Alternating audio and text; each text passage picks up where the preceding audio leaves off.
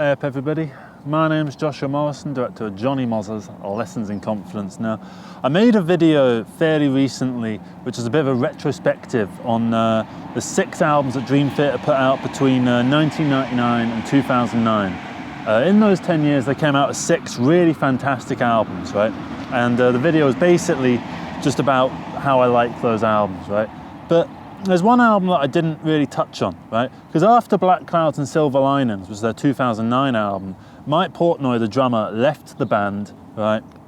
And Dream Theater decided to get in another drummer, right? So they did this little documentary type thing where they basically did auditions for a new drummer. And whatever you think of that documentary, what ended up happening was Mike Mangini became the new drummer for Dream Theater, right? And Mike Mangini is very nice, seems like a very nice guy. And he's got a slightly bit of a different drumming style than Mike Portnoy. Mike Portnoy is a bit more feel-based, whereas Mike Mangini is a lot more technical, a lot more precise with his drumming, right? At least that's what the general consensus seems to be, right? And the album that they put out after Black Clouds and Silver Linings, right, I think is actually, it has a decent reason to be in that 6, right, that I mentioned. Metropolis Part 2, 6 Degrees of Inner Turbulence, Train of Thought, Octavarium, Systematic Chaos, and Black Clouds and Silver Linings. I think this album, it nearly manages to carry on the candle, right? And it manages to be just as good as those albums. That album is called A Dramatic Turn of Events, right? And it came out in 2011, right? And I just wanted to make this video because essentially the dramatic turn of events really shouldn't exist, considering the turbulence that was going on in the band at the time. The fact that they were able to get an album out that quickly afterwards and have it be as good as it is, I think is kind of outstanding, right? Because Mike Mangini didn't really have much to do with the writing for the drum parts on this album. He started to get more involved from the next album onwards, right? So A Dramatic Turn of Events is a little bit different in the way that Dream Theater makes stuff. There isn't nearly as much behind the scenes material on this album.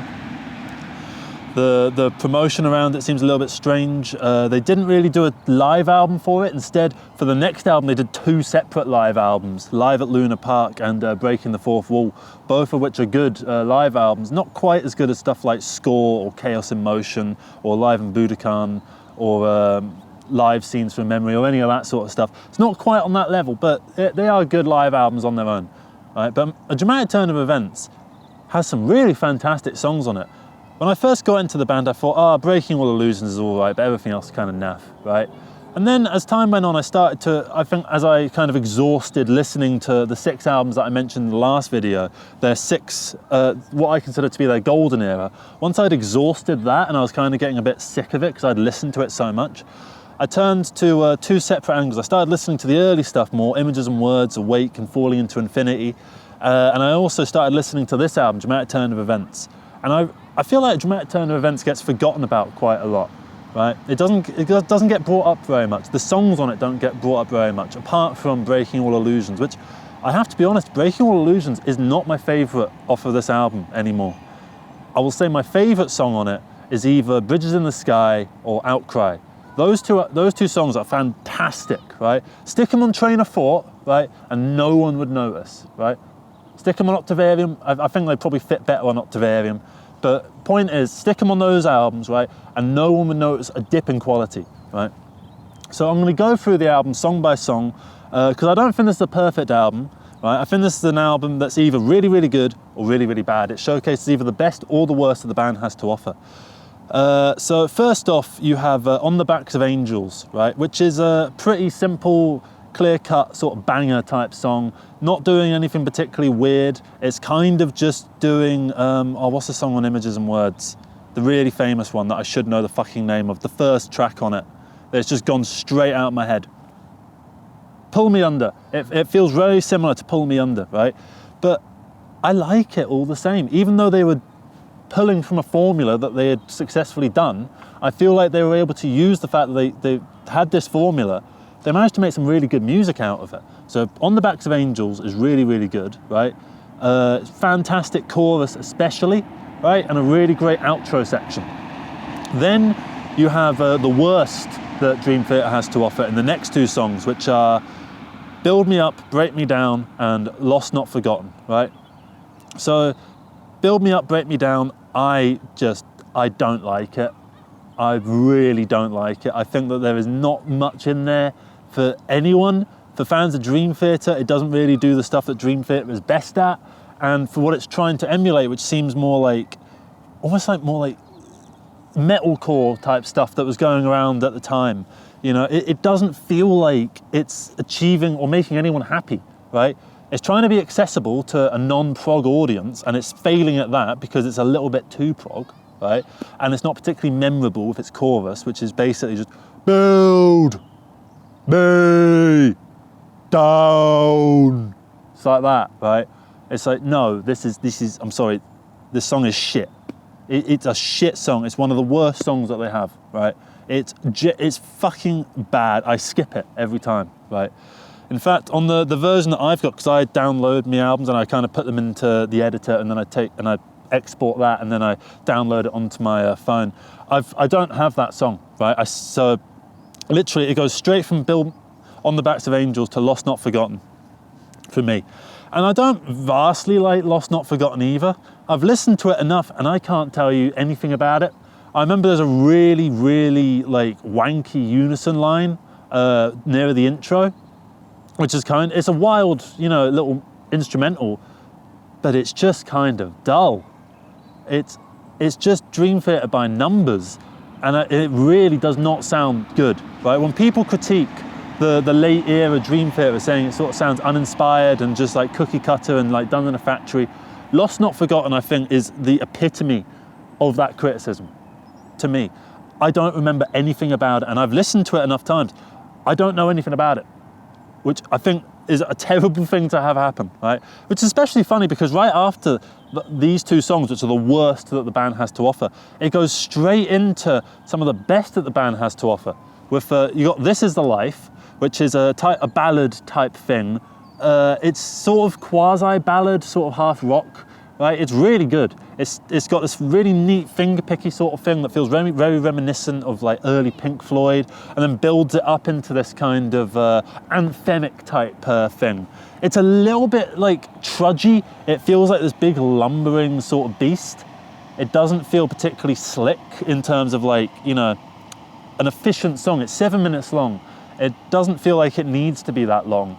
I don't have a massive problem with the song because of that. I mean, I like my long songs. I mean, I like this band. I mean, all my favorite songs from this band are all like 15 minutes plus. So I don't have a problem with the song being long, but it just feels a little bit trudgy, and it doesn't feel like it does enough with its time. That said, I do think it's a good song, and I enjoy it when it's on.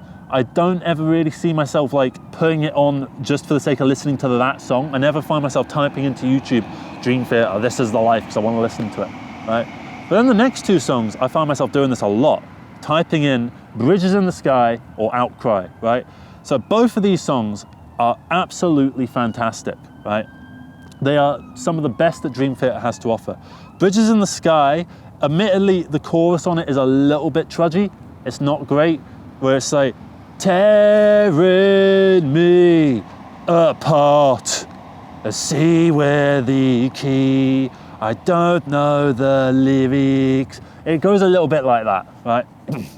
So it's a little bit, the chorus isn't great, but then in the latter half of the song, they add a second part to the chorus, where it's like, when you will unite again as one, and we'll soon be done. Da da da da da da. Da, da, da, da, da, da, which really works. It sounds like it shouldn't, but it really works. And then it goes into one of the best instrumentals possibly on the whole album, where it's got this sort of like, I don't know how to describe it, but I think it's Jordan Rudess is doing a lot of it, and John Petrucci and Jordan Rudess, they play off each other really, really well in this instrumental. It's around the 8-minute mark in this song.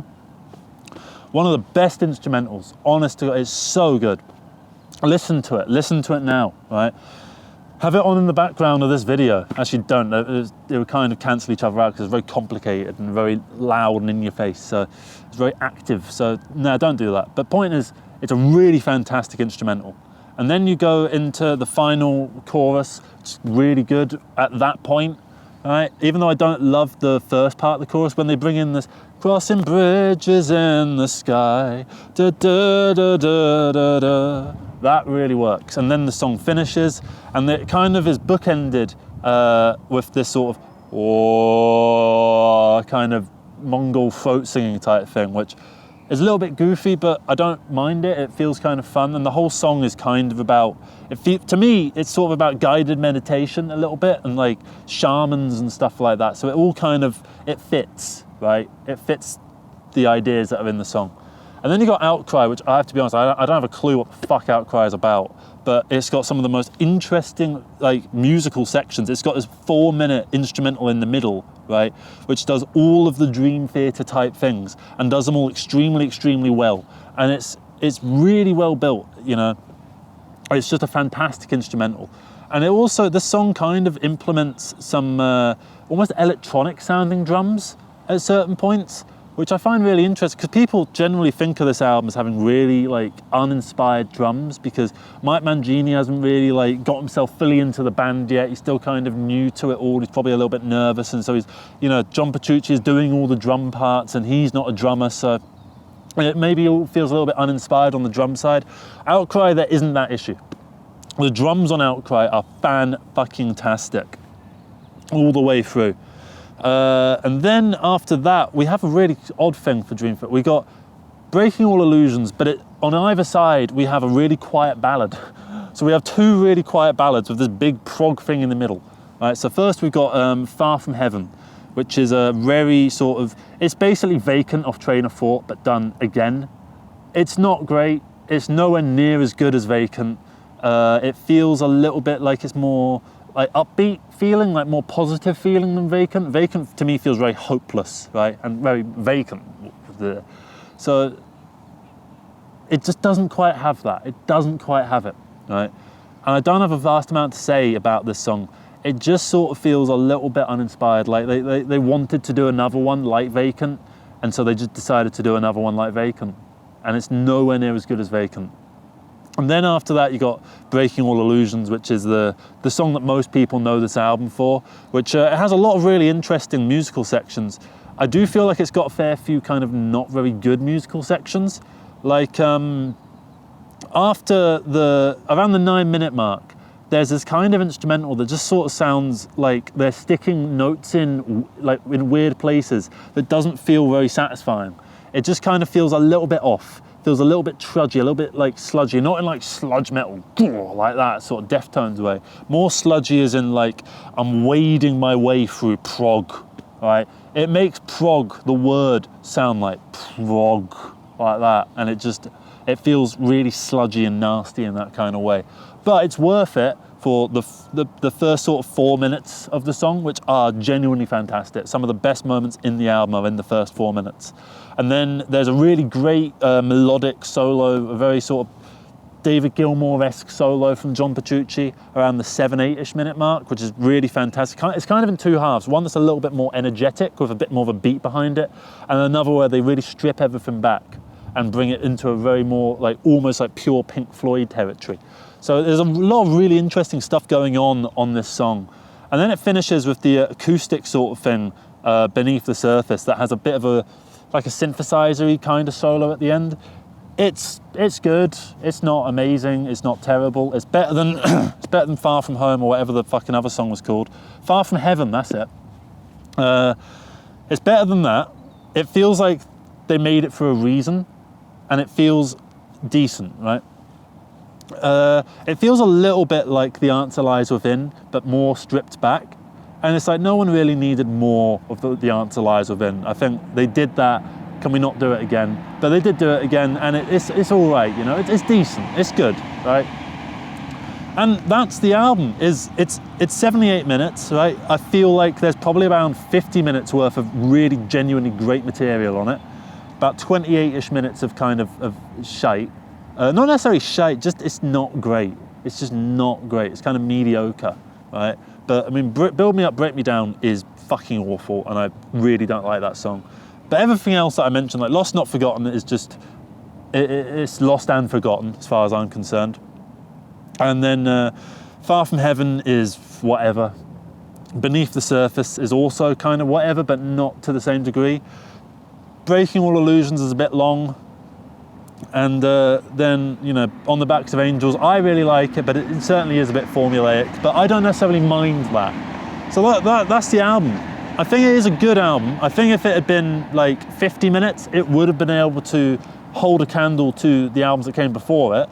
And after this, Dream Theater went into possibly their worst era yet, which was the self-titled album and The Astonishing, which both kind of suck. I don't really like Dream Theater, the self-titled. I don't really like Illumination Theory other than the final piano passage. The Enigma Machine is all right. Is that the one I'm thinking of? The one that's about PTSD? I think that's it. No, I don't think it is that. That's the problem, is that all the songs on it just kind of blend together.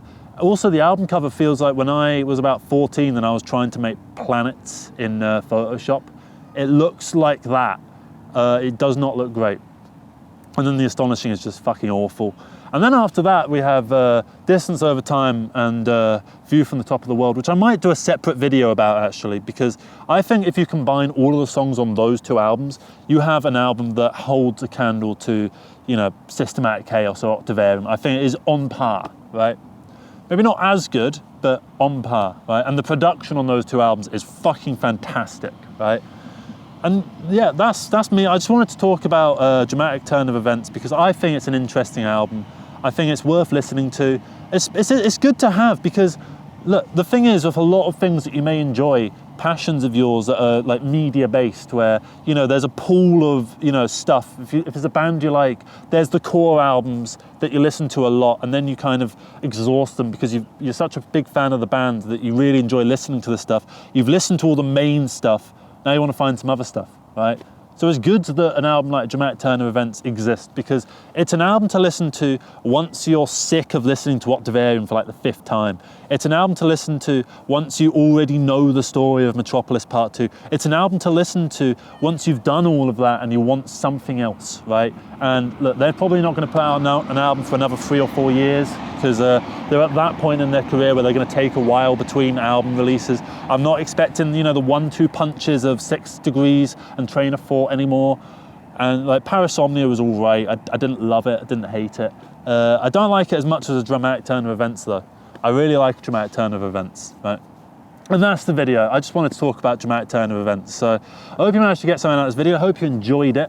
Let me know your thoughts in the comments below. If you listened to a Dramatic Turn of Events, if you haven't, I don't know why you're watching this, but go listen to it. It's a good album. It's worth listening to. And yeah, I might do more album reviews in the future. Just whatever I happen to be listening to, really. And yeah, that's it from me. Leave your thoughts below. Thank you very much for watching. Take care, everybody. Bye.